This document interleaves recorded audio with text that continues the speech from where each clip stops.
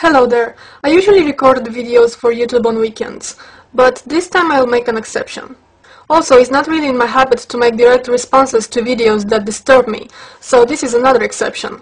Without further ado, this is a reply to Fool for Lifetime, and I will put his link in the description box in case he forgets to approve my video. First of all, homosexuality is unnatural. We all know that. It's wrong, okay? It doesn't matter if you believe biblically that it's wrong. It doesn't matter if you believe that it's wrong for education. It doesn't matter if you believe that it's wrong for finance. Just look at the nature of it all. So homosexuality is unnatural. Then how come you find it all over nature, from butterflies to apes? Oh, but wait a minute. You do know that homosexuality is spread in nature because you go on to saying this. And for all of you people out there who want to argue with the animal kingdom, animals do homosexual things. There are certain species of animals. Well, first of all, most animals are stupid. Monkeys are the smartest animals we have, and we know how stupid they are. So if you're telling me that humans are as barbaric and as stupid as animals who eat their own young for survival sometimes, okay? Come on, this is really retarded.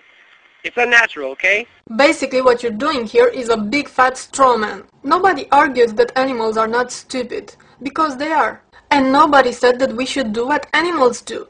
But the point is this. Your statement that homosexuality is unnatural is false. You cannot call it unnatural as long as you can find it all over nature. It's just that simple. So let's move on. Secondly, it does make God mad. Whether you like to admit it or not, it does make God mad. Go read 1 Corinthians chapter 6, verse 14, I believe it is, around there. Homosexuals shall not inherit the kingdom of heaven. It says it clearly. Apostle Paul in Romans, I believe it is. Man shall not lie with man. What is so hard to understand about that? It makes God mad, okay? For your point to be considered valid, first you have to do three things. First, you must prove that there is a God. Second, you have to prove that your God is the real God. Third, you have to prove that the Bible is the Word of God. Yeah, I wish you all the luck in the world with that. Now, if you manage to do a miracle and prove all of these things, you are still left with the interpretation of the Bible. Yes, there are a few passages who condemn homosexuality. But there are also some passages that condemn touching the skin of unclean animals. Are you wearing any leather products? And what kind of leather is that? Do you play basketball? From what kind of leather is that ball made? I'm sorry to break this to you, but according to the Bible, this is an abomination. Do you know what else is an abomination in the Bible? For a woman to wear men's clothing. And since we are on this very lovely topic, I just want to make a quick note to Yokap's brainwashed wife. Caroline, honey? You know, you often dress like a dude. It's an abomination. But let's keep rolling. You know, it's genetic, and it's not something you can help. No scientific proof that it's genetic. No scientific proof. Okay, the scientists have not yet agreed on the exact reasons that an individual develops homosexual, bisexual, or heterosexual orientation. But they have agreed that we do not experience a sense of choice about our sexual orientation. How come you think that somebody would just choose to be gay? So it's like one day I just wake up and say, from this moment on I will be attracted to women. Because I want to be discriminated. I want to be deprived of civil rights. Just take in consideration the fact that there are homosexuals even in Muslim countries. Do you know what happens to gay people in those countries? You would be just thrilled. And yet you still think it's their choice. Your mom had to lay down with your dad to come up with you, and now you're here. Heterosexuality is pro-life. Homosexuality is anti-life. What is so freaking hard about this, guys?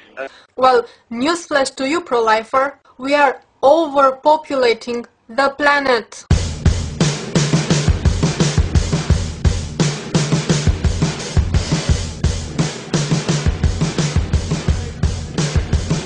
So if you look at the problem from this point of view, heterosexuality is the most dangerous sexual orientation in our times.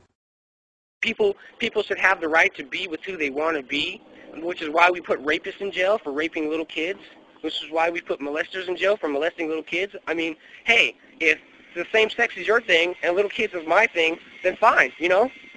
How about it? Well, I'll tell you how about it. It's a little thing called consent. As a side note, there is something really disturbing that I noticed about people in my country. Even the most open-minded, and intelligent people I know are still against homosexuality. So for you people who are watching me right now, I just want to tell you this. If you'll ever stand in front of me again and associate homosexuality, which is a consensual act between adults that do not harm anybody, with pedophilia or bestiality or any other form of abuse, I will spit you between your eyes. 'Cause I'm a lady like that. But let's go on. You know, should you be allowed to marry your mom? How about it?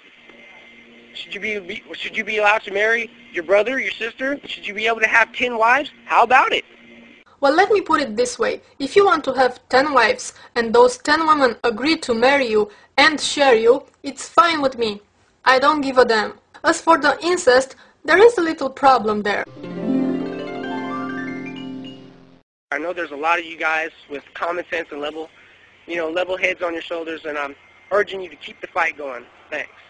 Why is it so hard for you to understand that both heterosexual and homosexual behavior are normal aspects of human sexuality? Both have been documented in all the different cultures and historical times. Those convictions that you have are not justified by religion or by logic.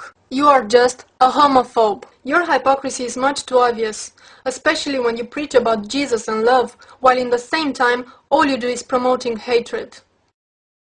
On February 12th, an openly gay 15-year-old boy named Larry, who was an 8th grader in Oxnard, California, was murdered by a fellow 8th grader named Brandon. Larry was killed because he was gay.